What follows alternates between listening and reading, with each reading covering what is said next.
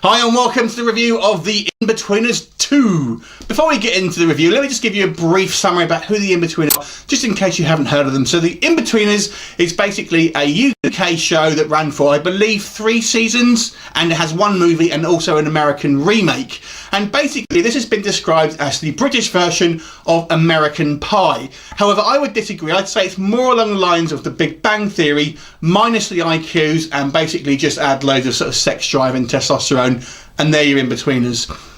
Now, we had sort of one quite successful film already, so they've obviously kind of decided to make a sequel. The thing is here, the actors are actually a lot older than the sort of characters they're portraying, and I don't know how long this can kind of go on for, and it's kind of starting to show now. So the first movie was sort of quite popular and dealt with the kind of guys going on their kind of first holiday abroad, and they really haven't strayed very far from that formula, because that's basically what it is again, is these 4 guys, at this point they're kind of, at least some of them are going to university, so they're a little bit kind of later on in their lives, and they decide to go and visit Jay, who's now living in Australia for reasons that will come apparent sort of in the movie, which won't spoil. And then basically the remaining 3 decide to go and visit him in Australia. Of course, he's kind of told him all these kind of lavish tales. If he knows Jay's character, that's his trait. So they go over there in hopes of meeting a variety of women and, you know, lots of kind of adventures in regards to stuff like that. And of course, it's not actually quite as advertised as you would expect coming from Jay, if you know the character.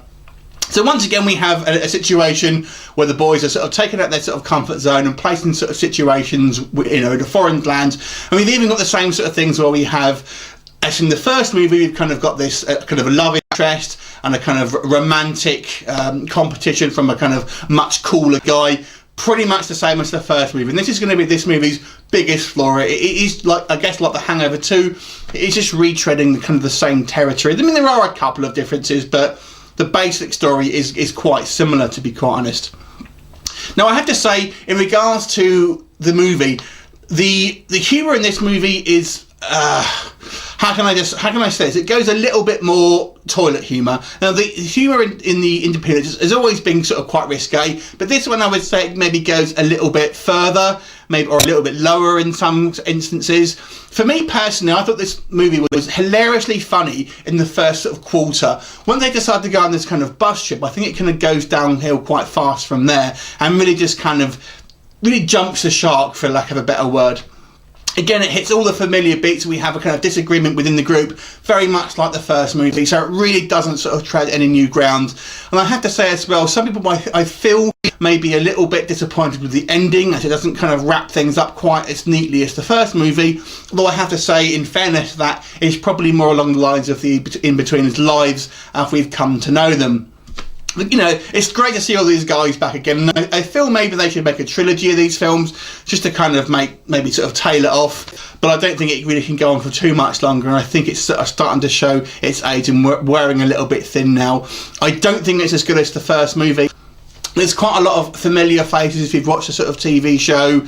I won't sort of spoil who turns up, but there is a few cameos that are kind of almost shoehorned in there. Now, when you watch a film like this, you're never going to, I guess, complain too much about the story. It's more or less just going to be one sort of set piece to another. And there are some sort of funny moments peppered throughout the movie. But like I say, I think some people may find the humour a little bit too lowbrow, even if you found the first one just about your level. This one kind of maybe just sinks a little bit too far into kind of pooey humour, shall we say.